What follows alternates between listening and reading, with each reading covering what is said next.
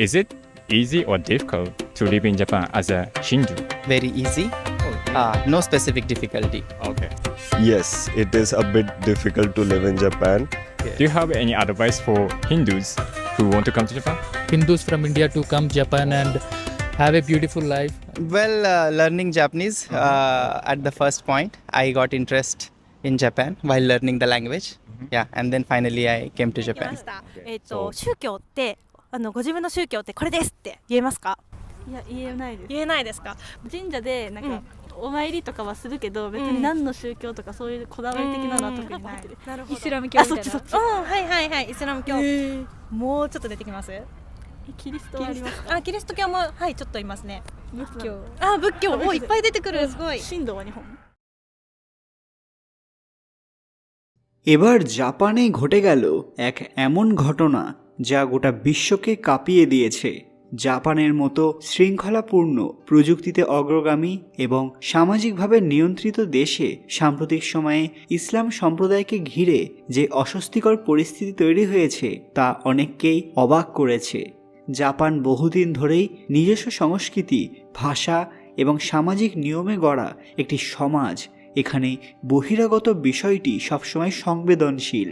মুসলিম জনসংখ্যা তুলনামূলকভাবে ছোট হলেও গত এক দশকে শ্রমিক, ছাত্র এবং পর্যটক হিসেবে মুসলিমদের উপস্থিতি বেড়েছে। এই দ্রুত পরিবর্তনই ধীরে ধীরে কিছু টানাপোড়েন তৈরি করেছে। একদিকে জাপান জনসংখ্যা সংকটে ভুগছে এবং বিদেশি কর্মীর প্রয়োজন, অন্যদিকে দৈনন্দিন জীবনে ধর্মীয় অনুশীলন যেমন প্রার্থনার স্থান, হালাল খাবার, পোশাক এসব নিয়ে সমাজে বোঝাপড়ার ঘাটতি রয়ে গেছে। এই ফাঁক থেকেই অস্বস্তি জন্মায়, আর সেই অস্বস্তি কখনো কখনো প্রতিবাদের রূপ নেয়। হ্যাঁ, ঠিক এরকমই আগুন জ্বলে উঠেছে জাপানে। এবার কি তাহলে সব শেষের পথে? ঠিক কী ঘটেছে সবটাই জানবেন আজকের ভিডিওতে। তার আগে কমেন্ট বক্সে হর হর মহাদেব লিখতে ভুলবেন না। সকলকে আমাদের চ্যানেল পুরাণ কথায় স্বাগত। আজকে আপনারা জানবেন জাপানে ইসলাম ধর্মের পরিণতি। ভিডিওতে এগোনোর আগে সবাই অবশ্যই আমাদের চ্যানেলটি সাবস্ক্রাইব করে নেবেন। জাপানের মতো শহরেও যে এরকম ডাউনফল নেমে আসতে পারে সেটা কেউ স্বপ্নেও চিন্তা করতে পারেনি।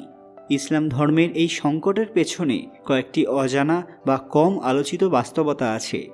জাপানে ধর্ম সাধারণত ব্যক্তিগত বিষয়, প্রকাশ্য ধর্মীয় পরিচয় খুব একটা দেখা যায় না। ফলে প্রকাশ্য প্রার্থনা বা ধর্মীয় সমাবেশ অনেকের কাছে অচেনা লাগে। এছাড়া নিরাপত্তা নিয়ে জাপানের কড়া মনোভাব, বিশেষ করে বৈশ্বিক সন্ত্রাসবাদ নিয়ে আন্তর্জাতিক খবর সমাজে ভয় তৈরি করেছে। যদিও বাস্তব ঘটনায় জাপানের মুসলিম কমিউনিটি খুবই শান্তিপূর্ণ। এই ভয় এবং ভুল ধারণার মিশ্রণ থেকেই কখনো কখনো সন্দেহ জন্মায়। কিছু কিছু অঞ্চলে মসজিদ নির্মাণ, ধর্মীয় শিক্ষা বা সমাবেশ নিয়ে স্থানীয় আপত্তি ওঠে। কোথাও আবার সামাজিক মাধ্যমে ভুল তথ্য ছড়িয়ে পড়ে। প্রতিবাদগুলো তাই মূলত ভয় বনাম অজানা এই দ্বন্দ্বের প্রকাশ। যেমন আমরা দেখেছি যে চীনে কি ভয়ানক অবস্থার সম্মুখীন হয়েছেন ইসলাম ধর্মের মানুষেরা, তেমনি কি জাপানও একই সমস্যার সম্মুখীন? তাহলে কি এটাই শেষের ইঙ্গিত? বাস্তবতা এত সরল নয়।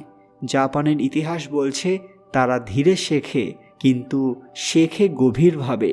শুরুতে বিদেশি সংস্কৃতি নিয়ে দ্বিধা থাকলেও সময়ের সঙ্গে গ্রহণযোগ্যতা বাড়ে, হোক তা খাবার, পোশাক বা কাজের সংস্কৃতি। ইসলাম নিয়ে বর্তমান সংকটও অনেকাংশে রূপান্তরের ব্যথা। সরকার এবং স্থানীয় প্রশাসন ইতিমধ্যেই হালাল খাবার, প্রার্থনা স্থান, পর্যটন গাইডলাইন এসব বিষয়ে ধাপে ধাপে নীতি নিচ্ছে। একই সঙ্গে মুসলিম কমিউনিটিও জাপানি নিয়ম এবং সামাজিক শিষ্টাচারের সঙ্গে মানিয়ে নেওয়ার চেষ্টা করছে। এই দ্বিমুখী চেষ্টায় ভবিষ্যৎ নির্ধারণ করবে।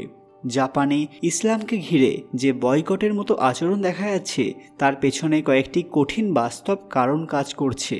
এগুলোকে অনেকেই জাপানি সত্য বলেই মনে করছে, ঠিক ভুলের ব্যাখ্যা না দিয়েই।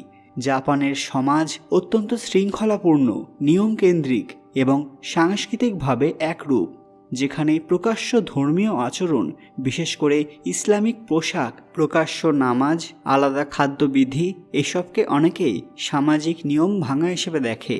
এর সঙ্গে যুক্ত হয়েছে নিরাপত্তা ভয়, বিশ্বজুড়ে সন্ত্রাসবাদ সংক্রান্ত খবরের প্রভাবে ইসলামকে ঝুঁকির সঙ্গে এক করে দেখার প্রবণতা তৈরি হয়েছে। ফলে মসজিদ, ধর্মীয় সমাবেশ বা ইসলামিক সংগঠনের উপর সন্দেহ বাড়ছে। আরও একটি বড় কারণ হলো অভিবাসন থেকে অস্বস্তি। বিদেশি শ্রমিক এবং ছাত্র বাড়ার সঙ্গে সঙ্গে কিছু জাপানি মনে করছে তাদের কাজ, আবাসন এবং সামাজিক স্থিতি চাপে পড়ছে, আর এই ক্ষোভের লক্ষ্য হিসেবে মুসলিমরাই সামনে এসেছে। পাশাপাশি কিছু স্থানীয় আন্দোলন এবং অনলাইন প্রচারণা ইসলামকে জাপানি সংস্কৃতির সঙ্গে অসামঞ্জস্য বলে তুলে ধরেছে, যার ফলে দোকান, বাড়িওয়ালা বা স্থানীয় কর্তৃপক্ষের স্তরে নীরব বয়কট, ভাড়া না দেওয়া, অনুমতি না দেওয়া, কড়া নিয়ম এসব বেড়েছে। সব মিলিয়ে জাপানের এই বয়কটের মূল কারণ হিসেবে দেখা হচ্ছে সংস্কৃতিগত অমিল, নিরাপত্তা আশঙ্কা, অভিবাসন ভিত্তিক ক্ষোভ এবং সামাজিক নিয়ম রক্ষার কঠোর মানসিকতা, যা মিলেই আজকের এই বাস্তব অবস্থার জন্ম দিয়েছে। বিশ্বের অন্যান্য মুসলিম দেশগুলি এটা দেখে রীতিমতো স্তব্ধ, কারণ তারা জাপানকে নিরপেক্ষ, নিয়মমাফিক, মানবিক এমন এক দেশ হিসেবে দেখে। সেখানে প্রকাশ্য প্রতিবাদ, সামাজিক টানাপোড়েন দেখলে প্রশ্ন ওঠে, এত উন্নত দেশেও কি সহাবস্থানের চ্যালেঞ্জ থাকে? উত্তর হলো থাকে। উন্নয়ন মানেই সামাজিক সমঝোতা নিখুঁত এমন নয়। জাপানের আচরণে অনেকেই কঠোরতা দেখছেন, সেখানকার সরকার এখন যথেষ্ট কঠোর, আবার অনেকে দেখছেন সতর্কতা। দুদিকই সত্যের অংশ। জাপান নিরাপত্তা এবং সামাজিক শৃঙ্খলা রক্ষা করতে চায়, মুসলিম কমিউনিটি চায় মর্যাদা এবং স্বাভাবিক জীবন। সব মিলিয়ে জাপানে ইসলামের বর্তমান পরিস্থিতি কোনো শেষ অধ্যায় না হলেও এক ভয়ানক রূপান্তরের গল্প, যেখানে ভয়, ভুল বোঝাবুঝি, প্রতিবাদ, আবার সংলাপ, নীতি আর ধীর গ্রহণ আছে। গল্পটি এখানে আকর্ষণীয়। প্রযুক্তিতে অগ্রগামী এক সমাজ কি সাংস্কৃতিক সহাবস্থানেও ধাপে ধাপে এগোতে পারবে, নাকি তারাও এই ধর্মকে পুরোপুরি বয়কট করবে? ইতিহাস বলছে জাপান যখন সিদ্ধান্ত নেয় সেটা ধীরে হলেও টেকসই পথেই হাঁটে। তো এখন দেখার বিষয় যে ইসলাম ধর্মের পরিণতি জাপানে ঠিক কীরকম দেখা যায়। চীনের মতো অবস্থা হবে না তো? বন্ধুরা, আজকের ভিডিওটি হেল্পফুল মনে হলে অবশ্যই লাইক করবেন এবং শেয়ার করে সবাইকে জানার সুযোগ করে দেবেন। কমেন্ট বক্সে ভক্তির সঙ্গে হর হর মহাদেব লিখতে ভুলবেন না। আরও এরকম দরকারি আপডেট পেতে পুরাণ কথা অফিসিয়াল চ্যানেলটি সাবস্ক্রাইব করে নেবেন, যাতে আমাদের ভিডিও সবার আগে দেখতে পারেন।